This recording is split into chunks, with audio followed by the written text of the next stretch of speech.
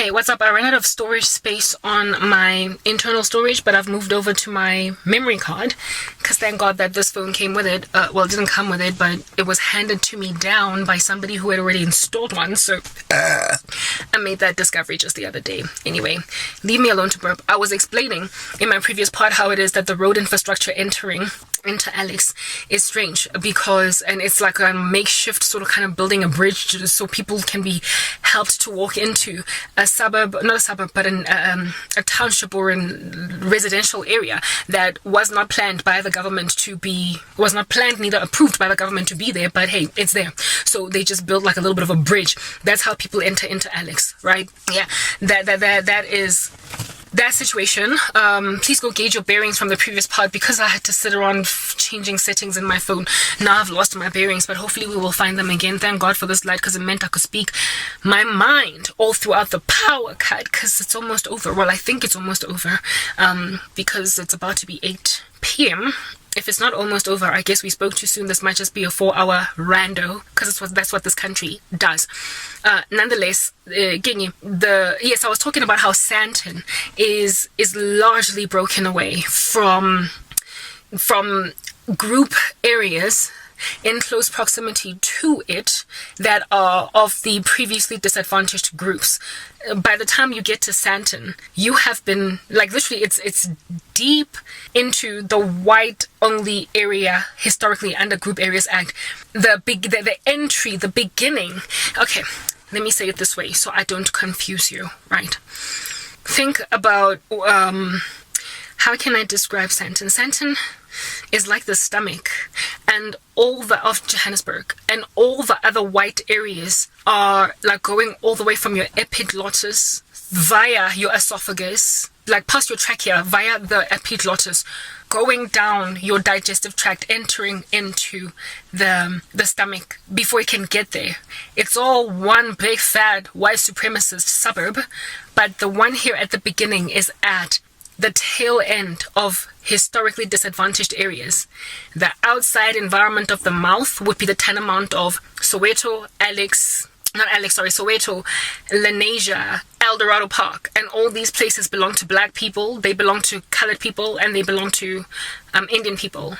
And when you enter into the mouth, you're going into Yeovil, you're going into Berea, you're going into Hillbrow, which was historically white. And as you go further, the epiglottis might be, Rosebank.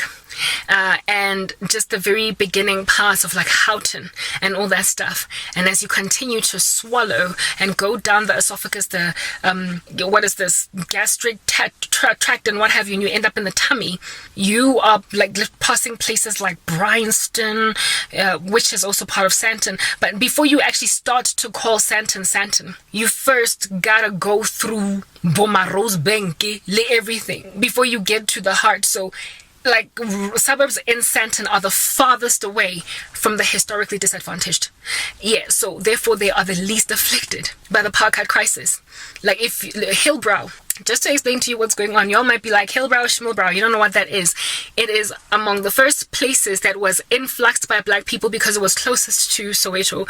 It was closest to the black regions. Separate, like downtown Johannesburg was this like central Johannesburg place that linked all the suburbs together. So people flooded into the inner city first. The inner city of which was also white. White people were the ones that lived in the flats that were in downtown Joburg in apartheid South Africa. But as soon as apartheid laws were brought down, black people moved into those flats and white people skedaddled. They skedaddled. And then after moving into the flats of downtown Joburg, they then were like, what's next? And they moved. It was like an invasion. It was almost like black people were gangrene and white people were like, unless I flee from here, I'm going to find myself getting amputated, right? The beginning of the New South Africa did this to the country. It gutted white people out from the central CBD, from Joburg CBD. It gutted them out from the periphery of the Joburg CBD, Hillbrow, Parktown, Yeovil, yeah, places like those, gutted them. But they were such affluent, like as in wealthy suburbs in that region that they never got afforded by these newly redeemed people that want to live in white areas.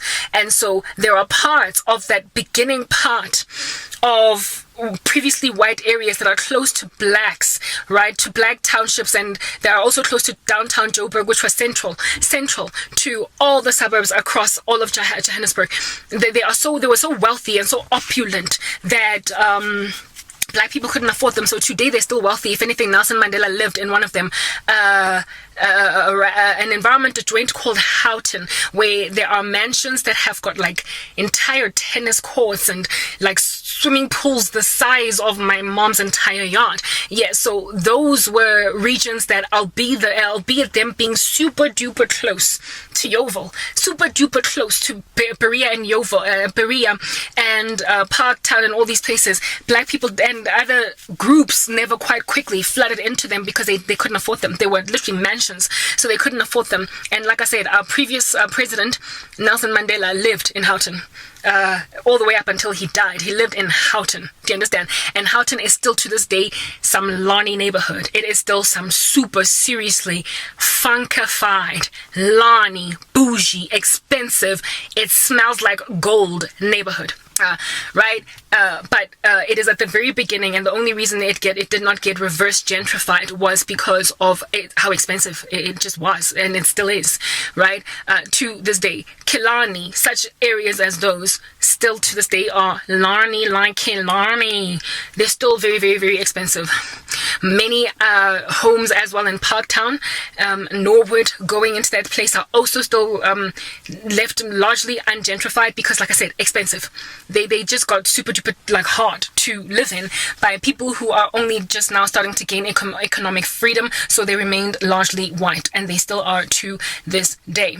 But as you continue upward there, that's when then you finally find yourself in Sandton, the north of Johannesburg, the far north, whereas going northward was when you are starting to enter into Parktown, Killarney, Houghton, and all that jazz. And when then you finally find yourself chilling, hanging 10 in Sandton, that's when you are that is when you find yourself at the farthest cardinal point from central Johannesburg, which is just teeming at the falls with all these blacks and all these Indians and all these colors. Like, they just need to get out of this step-in, right, out of this joint. Yeah, no. So when it comes to electrical infrastructure and road infrastructure and any other kind of, architectural like benefit for the land, Sandton has remained largely like opulent. It has also remained largely maintained. It has also maintained its selfishness and greed to keep other people locked out.